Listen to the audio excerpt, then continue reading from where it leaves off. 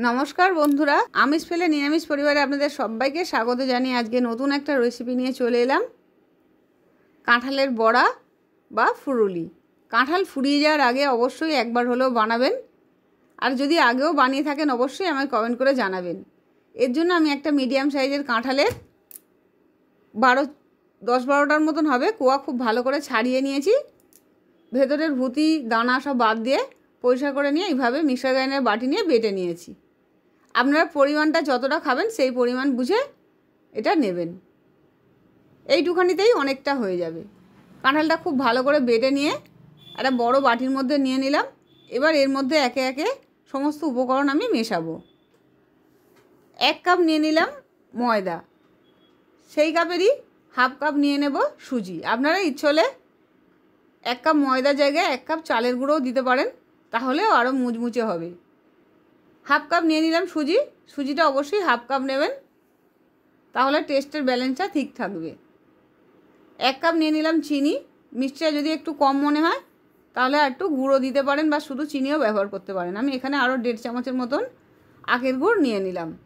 সামান্য একটু খাবার সোডা আর লবণ নিয়ে নিলাম। নিয়ে খুব ভালো করে মাখিয়ে নেব। এতে আলাদা করে কোনো প্রকার জল দিতে হবে না। কাঁঠালের যে জল আছে তাতেই এটা খুব ভালো মাখা হয়ে যাবে। আলাদা করে কোনো জল বা কোনো কিছুই এতে আর ব্যবহার করতে হবে না। কাঁঠালে প্রচুর পরিমাণে জল বা রস থাকে। এভাবে মাখতে মাখতেই দেখবেন নরম হয়ে গেছে।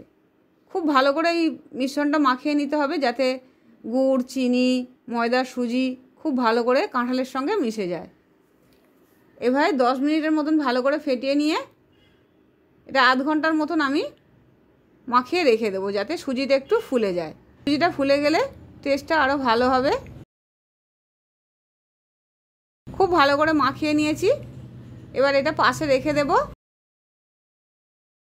রেখে দিয়ে আধ ঘন্টা পরে এটা আমি বড়াগুলো ভেজে নেব। আধ ঘন্টা পরে আরও একবার ভালো করে ফেটিয়ে নিলাম।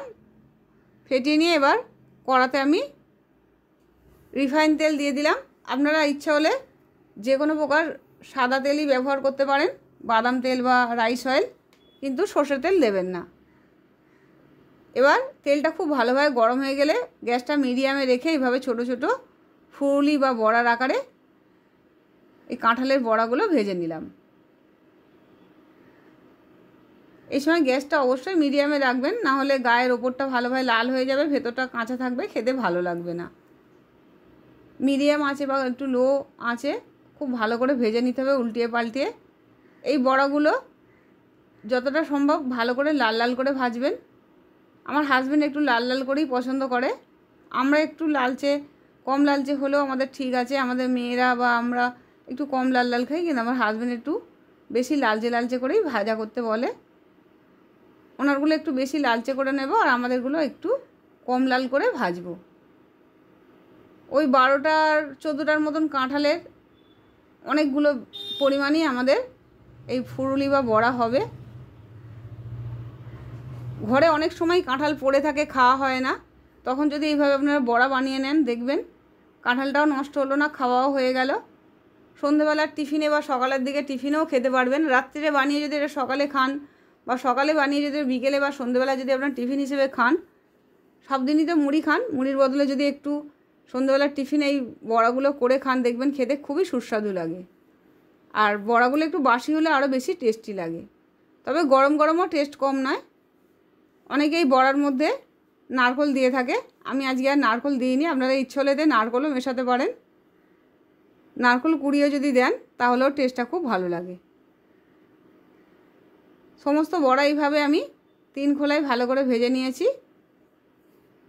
এভাবে যদি মুচমুচে করে ভাজেন দেখবেন অনেকক্ষণ অবধি বড়াগুলো নরম আর মচমচে থাকবে। ভেতরটা দেখবেন খুবই সুন্দর নরম, মুখে দিলেই মিলিয়ে যাবে।